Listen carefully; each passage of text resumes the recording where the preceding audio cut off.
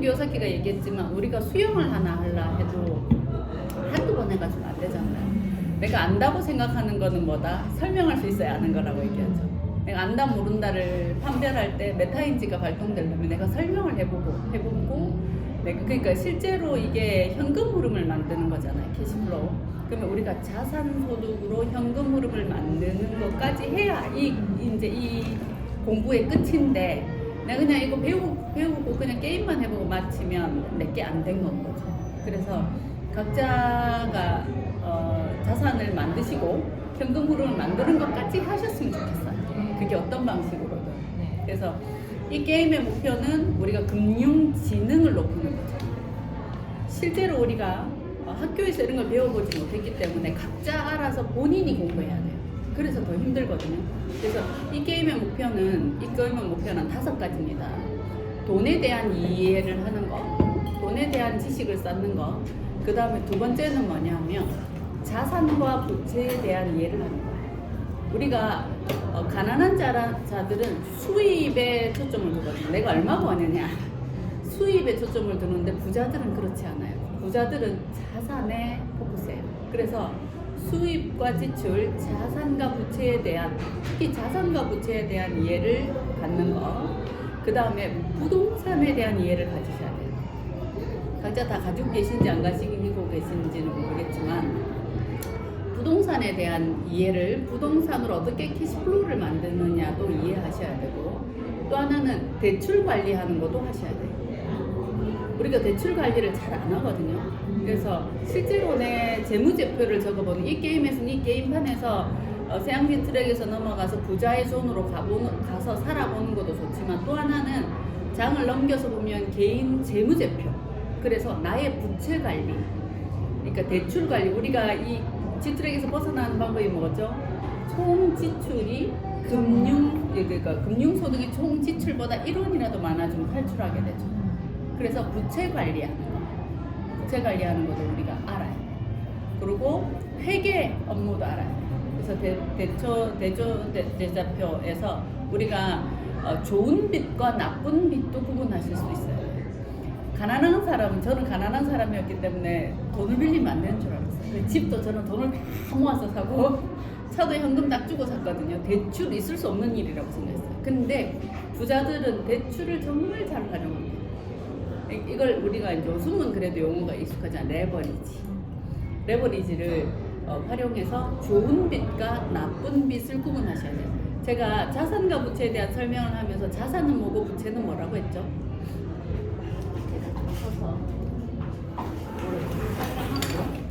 자산 수입이 좋은 거? 우리가 수입 준비해 주세요. 수입과 지출이고, 자산과 부채가 있어요.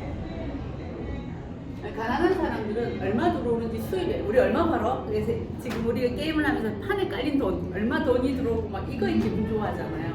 근데 실제로는 그렇게 하면 안 돼. 부자들은 이 자산에 관심이 있는 거죠. 그래서 자산과 부채를 구분하는 방법은, 자산은 내 주머니에 돈이 들어오는 거, 부채는 내 주머니에 돈이 나가는 거라고 얘기했어요. 그래서 자산과 부채를 꼭 구분해야 되는데, 그러면 오늘은 제가 좋은 빚과 나쁜 빚을 구분하실 수 있어야 되겠죠. 그러면 좋은 빚은 뭐고 나쁜 빚은 뭘까요? 좋은 빚은 뭐고 나쁜 빚은 뭘까요? 쟤도 마찬가지일 것 같아요. 네, 그리고 자산이랑 부채랑. 좋은 빚은 내 주머니에 돈이 들어오게 하는 거, 돈이 들어오게 하는 게 좋은 빚이고, 돈이 나가게 하는 것이 나쁜 빚이에요. 그러니까 우리는 끊임없이 빚을 내더라도 내 주머니에 돈이 들어오는 빚은 좋은 건 거죠. 그래서 로버트 기요사키가 지금이 아니지 벌써 몇 년 전에 본인이 부동산 몇 개 가지고 있다 했어요? 6,500개. 본인은 끊임없이 좋은 빚을, 레버리지를 활용해서 자산을 늘리는 걸 하고 있다라고 해요. 보통 우리가 돈 버는 방법은 4가지가 있다고 했죠. 현금 흐름의 사사분면. 현금 흐름의 사사분면에서 자영업, 직장인, 인플로이, 자영업, 셀프 인플로이, 그 다음에 사업가존, 그 다음에 투자가존, 비즈니스, 인베스터 이렇게 나뉜다고 했는데 실제로 여기는 엄청난 장벽이 있습니다. 일반인은 이 존으로 넘어갈 수 없어요. 여러 가지 이유. 그래서 보통 직장인들은 자영업을 하기를 원하죠. 출근 안 했으면 좋겠다. 출근 안 하는 게 진짜 꿈이죠. 자영업자들은 뭐가 꿈이에요? 사업가의 꿈이라죠. 자영업과 사업가도 구분하셔야 되겠어요. 자영업은 뭐고 사업가는 뭐라고 했어요? 자영업은 내가 몸을 빼면 일이 안 돌아가면 자영업. 사업가는 내가 몸을 빼도 시스템이 돌아가서 돈이 들어오면 사업가. 그래서 워렌 버핏이 어느 유튜브를 봐도 돈과 관련된 유튜브를 보면 워렌 버핏이 한 말이 있죠.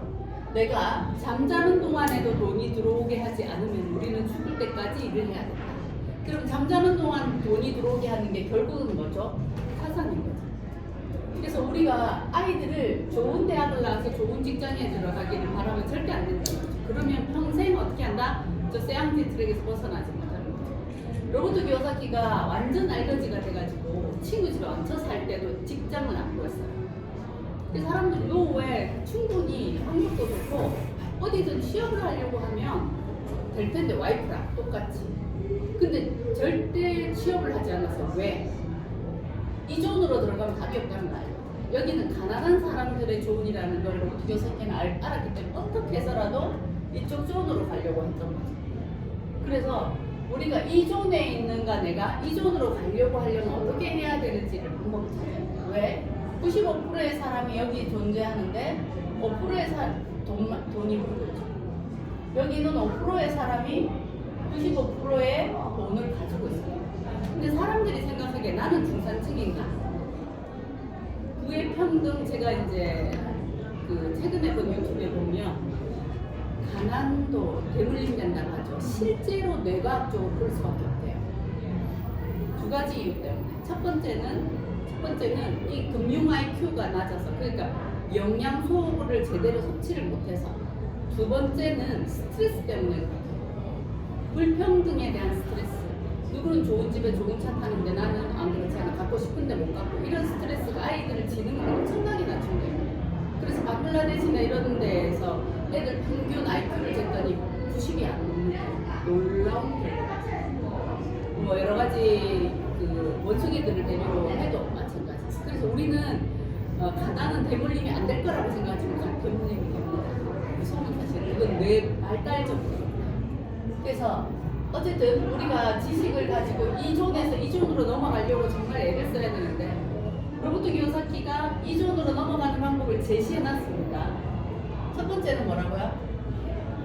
시스템을 만들어라. 돈이 들어오는 시스템을 만들어라. 요거는 뭐가 없어? 내가 재능이 없어서 머리가 별로 안 좋아. 두 번째는 시스템을 사라 했어. 돈을 버는 시스템을 사면 되죠. 체인지업 이런 게 있죠. 근데 이거는 뭐가 없어요? 내가 자본이 없죠. 돈, 시드머니가 없죠. 세 번째는 안 되면 시스템에 들어가라. 이 시스템에 들어가라 하면서 로버트 기요사키가 부자아빠의 비즈니스 스쿨이라는 책을 썼어요. 뭐와 관련돼서 썼냐 하면 네트워크 마케팅 관련돼서 있었어요. 제가 이 책을 읽고 아미사업을 해야 되겠다고 생각합니다. 일반인들이 생각하는 거예요. 네트워크 사업은 시스템이 만들어져 있고 자산 소득을 만들 수 있는 거예요. 네 번째가 20년에서 30년 내다보고 뭐를 하라? 부동산을 하라. 다섯 번째가 내가 만약에 시스템을 만들거나 시스템을 쌓거나 할 줄 모르면 뭐라고? 네트워크 마케팅을 하라. 요거는 도널드 트럼프도 부자라는 책에 써놨어요. CNN 연구 기자회견에 큰 강당에 무대에 CNN 기자하고 도널드 트럼프가 대통령 하기 전에 인터뷰를 하고 있는데 많은 방청객들이 있어요. 이 사람은 100만 장자를 물려받아서 억만 장자를 키운 사람이죠. 엄청난 돈을 가지고 있고. 그래서 이 CNN 기자가 당신이 지금 알거지가 되면 뭘 할 거냐. 그러니까 이 사람이 좋은 네트워크를 찾아가서 할 것이다 이랬어요. 그랬더니 방송국에서 누군가 야위를 보냈어요. 그래서 도널드 트럼프가 쳐다보면서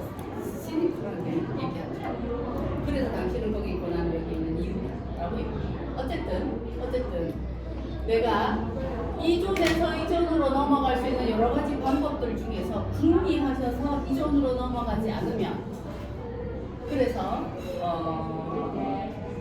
복제 사업. 나를 복제해서 시스템을 만들어 놓지 않으면 시간의 제약을 뛰어넘을 수 없어요. 그래서 사업가들은 계속 뭘 하죠? 그래서 김승호 작가가 읽어봤죠, 책을. 이 사람이 얘기하죠. CEO들을 가리키는 CEO잖아.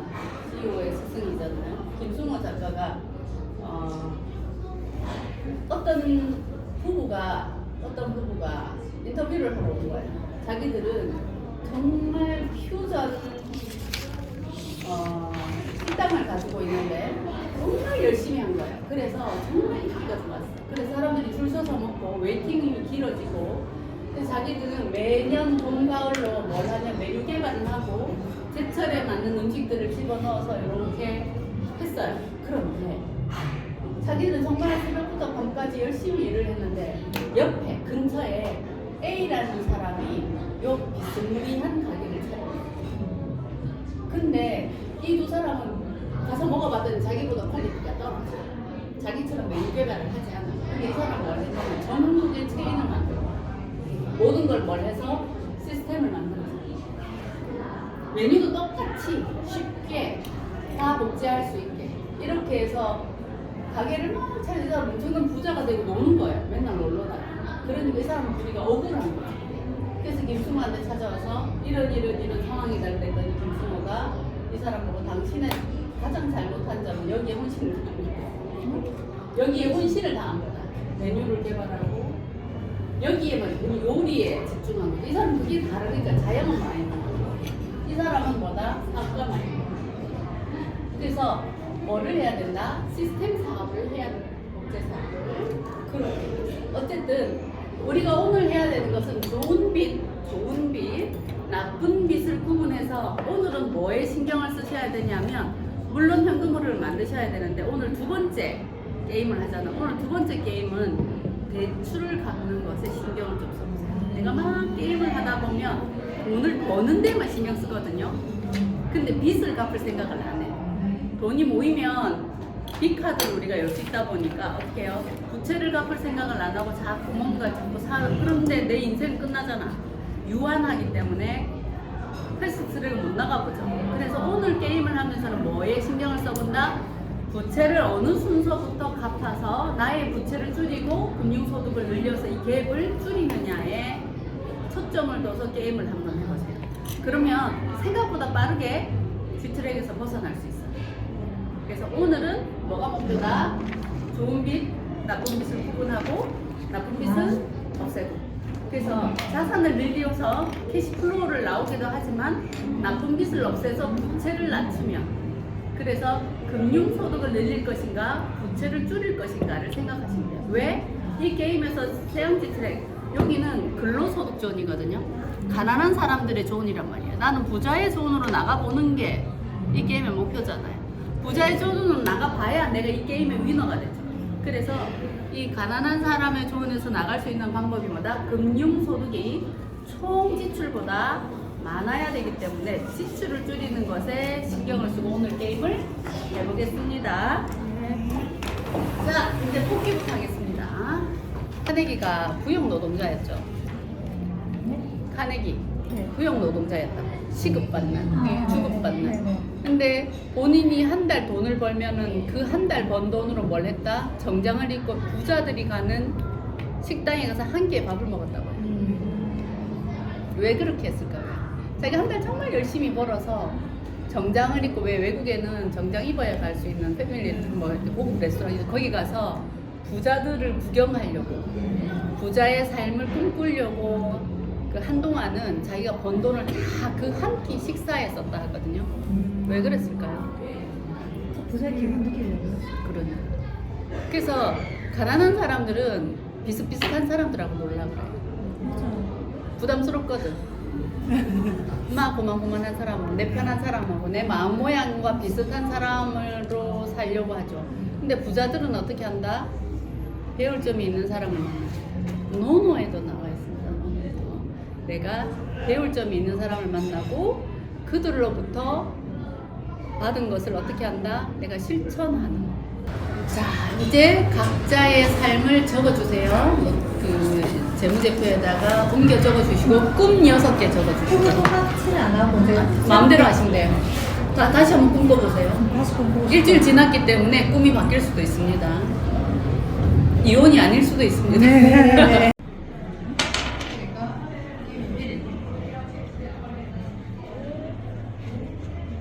32평 주택 매물. 자산 동결로 좋은 집이 매물로 나온다. 오래됐지만 관리 잘 돼. 당신이 사거나 타인에게 권리를 하시오. 투자 수익률 38%고 착수금 500이에요. 40분. 제가 얼마인데? 50만 원. 16만 원 플러스 해주세요.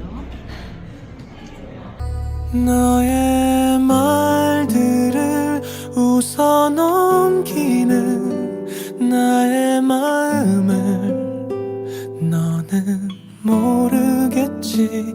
너의 모든 걸 좋아하지만 지금 나에겐 두려움이 없어. 너무